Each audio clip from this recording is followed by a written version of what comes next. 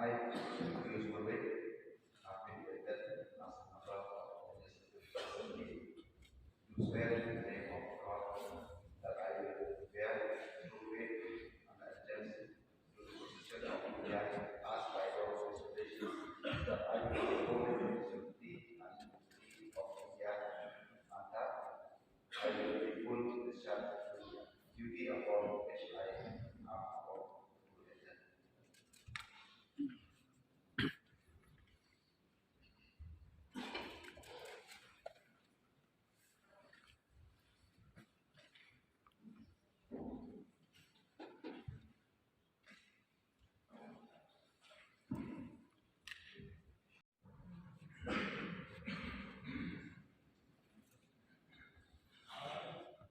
Shri Vivekananda Bhatta,